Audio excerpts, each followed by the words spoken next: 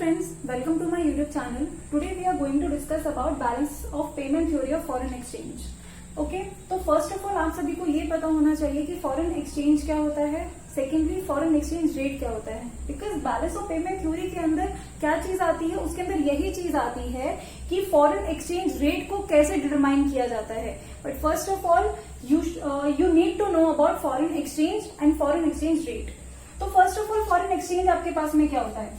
Foreign exchange आप कह सकते हो किसी भी फॉरेन करेंसी को ही फॉरेन एक्सचेंज कहा जाता है. ओके, किसी भी फॉरेन करेंसी को ही फॉरेन एक्सचेंज कहते हैं. फॉर एग्जाम्पल अगर हम इंडिया की बात करें तो इंडिया के लिए यूएस डॉलर या फिर ब्रिटिश पाउंड्स, तो कोई भी ऐसी फॉरेन करेंसी, ठीक है, एक्सेट्रा, कोई भी ऐसी फॉरेन करेंसी को ही हम फॉरेन एक्सचेंज बोलते हैं.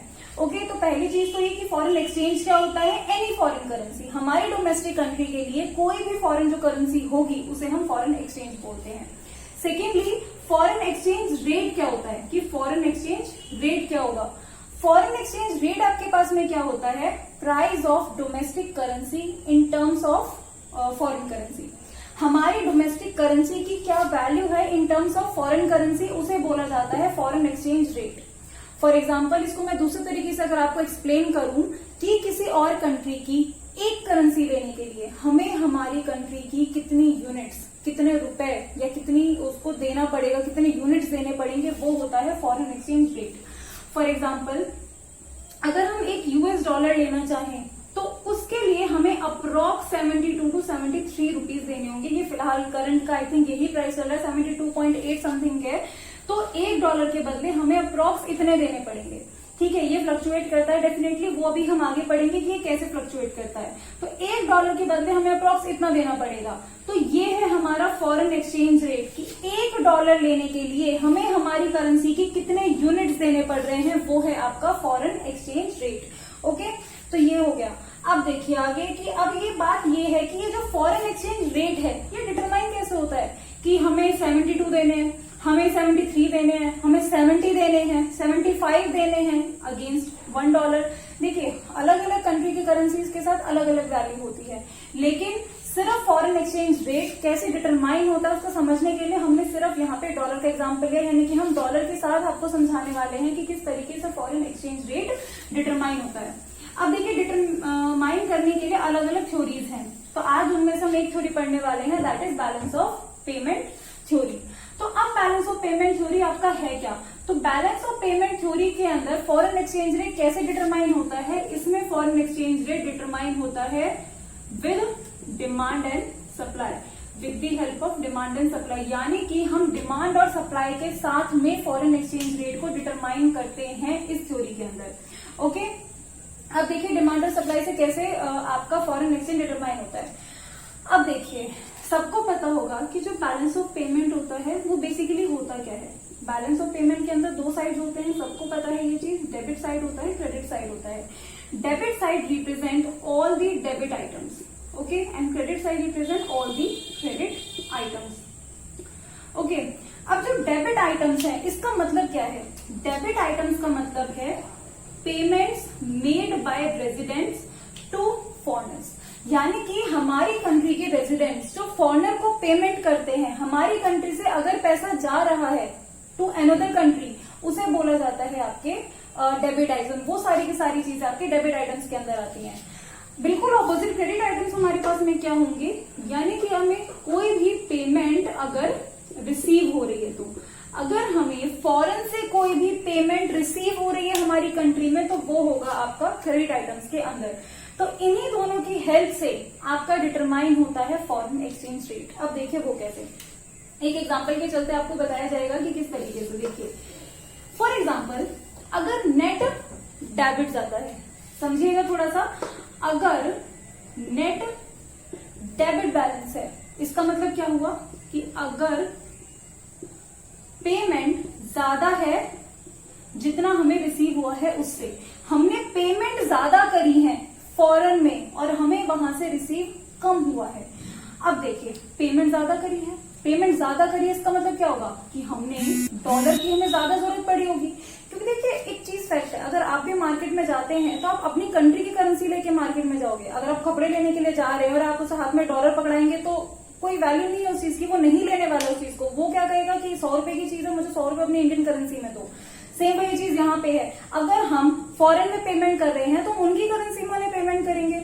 ओके, तो यहाँ पे क्या सीन है हमारा कि अगर हम पेमेंट ज्यादा कर रहे हैं, इसका मतलब क्या है कि हमें डॉलर की जरूरत ज्यादा पड़ रही है। हम रुपीज को डॉलर में कन्वर्ट करेंगे ताकि हम हमारे जितना भी हमने इम्पोर्ट किया है, जितनी भी हमने वहां से सर्विसेज लिए हैं, हम उसकी पेमेंट कर सके वहां पे उन्हीं की करेंसी में। तो उनकी करेंसी क्या है हमारे यहाँ पे डॉलर।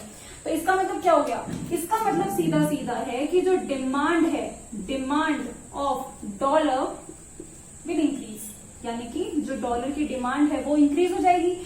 अब ये चीज भी सबको पता होनी चाहिए, या फिर पता है अगर कि अगर किसी भी चीज की डिमांड ज्यादा है, अगर किसी भी चीज की डिमांड ज्यादा है तो उस चीज के प्राइस बढ़ जाते हैं।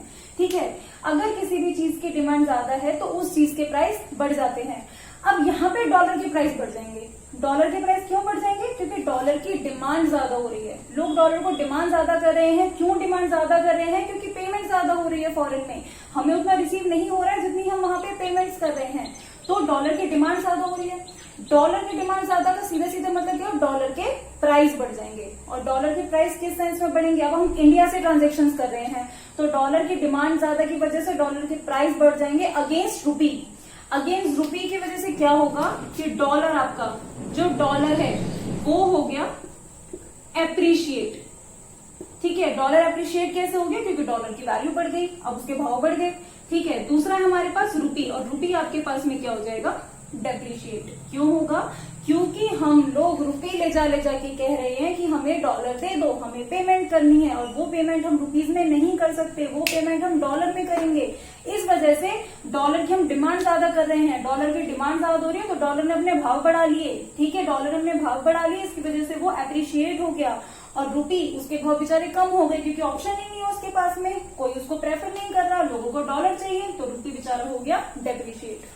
अब एप्रिशिएट और डेप्रिशिएट का सीधा सीधा मतलब क्या हुआ कि फॉर एग्जाम्पल अगर हमें $1 के बदले, सपोज अगर हम 70 रुपए दे रहे थे, तो अब $1 के बदले हम कितने देंगे, 75 रुपीज देंगे।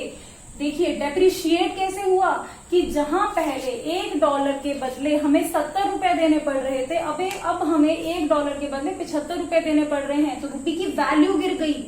बेशक यहाँ पे 70 का 75 हो गया, बट वैल्यू तो गिर गई रुपीज की। तो यही होता है आपका डेप्रिशिएट होना। ठीक है, डीवैल्यूएशन हो गया रुपीज का। ठीक है, तो ये है आपका डीवैल्यूएशन हो गया कि जो रुपी है उसकी वैल्यू गिर गई। ठीक है, ये है आपके, अगर यहाँ पे क्या सीन है, अगर आपका नेट डेबिट ज्यादा है, बिल्कुल ऑपोजिट आप इसको एक बार शॉर्ट में समझ सकते हैं कि अगर आपका नेट क्रेडिट ज्यादा होता, ठीक है, अगर आपका नेट क्रेडिट ज्यादा होता, ठीक है, तो नेट क्रेडिट होने की वजह से क्या होता कि हमें रिसीव ज्यादा होता और हमारी पेमेंट्स कम होती। अगर हमें रिसीव ज्यादा होता तो इस केस में क्या होता कि आपकी जो डॉलर है उसकी जो डिमांड है, डॉलर की डिमांड नीचे चली जाती।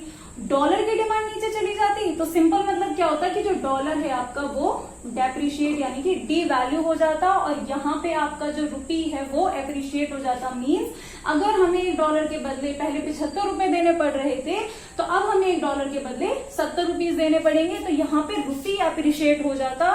ठीक है, और यहाँ पे डॉलर डेप्रिशिएट हो जाता, डी वैल्यू हो जाता। तो इस तरीके से डिमांड और सप्लाई के चलते आपका फॉरेन एक्सचेंज रेट डिटरमाइन होता है। ठीक है, सबने ऑलरेडी पढ़ रखा होगा कि बैलेंस ऑफ पेमेंट के अंदर दो चीजें हम पढ़ते हैं, फिक्स्ड और फ्लेक्सिबल। तो फ्लेक्सिबल होता है डिमांड और सप्लाई के चलते, और यही मेन है, क्योंकि अब फिक्स्ड सिस्टम नहीं है, यही है, यानी कि डिमांड और सप्लाई की वजह से ही आपका फॉरेन एक्सचेंज रेट डिटरमाइन होता है। अगर अभी भी इस टॉपिक के अंदर किसी को कोई भी क्वेरी है तो मुझसे पूछ सकता है। ठीक है, मैं आप मुझे कमेंट सेक्शन में बता सकते हैं, मैं क्वेरी क्लियर कर दूंगी। बाकी मैं आपको एक दो चीजें और इसके अंदर क्लियर कर देती हूँ जो हो सकता है किसी का डाउट हो जाए, यानी कि कॉन्सिक्वेंसेस का क्या है। ठीक है, कि जैसे बहुतों को एक डाउट होता है कि रुपी डी वैल्यू अगर हो गया है, डेप्रिशिएट हो गया है, तो सबको यही है कि इंडिया गया यानी कि डूब गया। तो ऐसा नहीं होता। ठीक है, क्यों नहीं होता, क्योंकि डेप्रिशिएट होने से, डी वैल्यू होने से भी कहीं ना कहीं फायदा होता है, और कई बार ऐसा होता भी है कि जो कोई कंट्री है वो अपनी करेंसी को इंटेंशनली डी वैल्यूएट करती है, इंटेंशनली डेप्रिशिएट करती है। किस लिए, क्योंकि अगर कोई करेंसी डेप्रिशिएट हो रही है, ठीक है, अगर किसी कंट्री की करेंसी डेप्रिशिएट हो रही है, यानी कि जो हमने अभी भी पढ़ा कि अगर हमारा नेट डेबिट बैलेंस ज्यादा है, ठीक है, तो उसकी वजह से जो रुपी है वो क्या होगा, डेप्रिशिएट होगा, डिवैल्यू होगा। तो डेप्रिशिएट होने की वजह से क्या होता है, डेप्रिशिएट होने की वजह से एक्सपोर्ट इंक्रीज होते हैं, ठीक है, डेप्रिशिएट होने की वजह से आपके एक्सपोर्ट इंक्रीज होते हैं। एक्सपोर्ट कैसे इंक्रीज होते हैं डेप्रिशिएट होने की वजह से, अब देखिए एक चीज, एक कॉमन सेंस के साथ हम इस चीज को समझते हैं। कोई एक फॉरेनर है, ठीक है, मैं एक छोटा सा यहाँ पे फॉरेनर आदमी बना रही हूँ, ठीक है, ये कोई फॉरेनर है, मुझे ड्राइंग आती नहीं है तो एक बार समझ लीजिएगा, ये कोई फॉरेनर है हमारे यहाँ पे। तो पहले ये जो फॉरेनर है वो इंडिया से परचेज करता था, तो इंडिया से जब ये परचेज करता था, जब ये इंडिया को $1 देता था, तो इसे इंडिया से कितने का सामान मिलता था, इसे इंडिया से 70 रुपीज का सामान मिलता था। कि जब ये फॉरेनर आदमी है, ठीक है, हाँ यही है, तो ये जो फॉरेनर आदमी है वो इंडिया से जब लेता था, परचेज करता था, सामान लेता था, तो वो $1 के बदले वहां से 70 रुपीज का सामान लेता था। अब रुपी डी वैल्यू होने की वजह से, डेप्रिशिएट होने की वजह से, यानी कि रुपी की वैल्यू नीचे जाने की वजह से अब क्या हो रहा है, अब जब ये $1 का सामान ले रहा है तो अब इसे कितने का सामान मिल रहा है, 75 रुपीज का सामान मिल रहा है। तो अब एक चीज आप खुद सोचिए कि जहां वो $1 के बदले 70 का ले रहा था, अब यहाँ सॉरी $1 के बदले 70 का ले रहा था, अब $1 के बदले 75 का ले रहा है, तो अब वो ज्यादा लेगा नहीं लेगा, कॉमन सेंस है वो ज्यादा लेगा। क्यों, क्योंकि अब उसे ज्यादा सामान मिल रहा है $1 के अगेंस्ट। और ये किस वजह से हुआ था, रुपी की वैल्यू नीचे गिरने की वजह से हुआ था। तो अब देखिए हो गया ना इसकी वजह से एक्सपोर्ट इंक्रीज। तो यही है कि अगर रुपी नीचे जाता है, उसकी वैल्यू नीचे जाती है, तो उसकी वजह से एक्सपोर्ट इंक्रीज होता है और जो इम्पोर्ट है वो आपका नीचे चला जाता है। इम्पोर्ट क्यों नीचे चला जाता है आपका, कि जब हम अगेन इस बार हम इसको इंडिया का आदमी मान लेते हैं, ठीक है, छोड़ो, इस बार ये हमारे इंडिया वाले भाई साहब हैं। तो जब ये इंडिया का आदमी है, अब जब ये हम इंपोर्ट कर रहा था, ये वहां से यूएस से इंपोर्ट कर रहा था, तो जब ये यूएस से $1 का सामान ले रहा था तो इसको 70 रुपए देने पड़ रहे थे। अब जब ये वहां से सामान ले रहा है तो इसको 75 रुपए देने पड़ रहे हैं।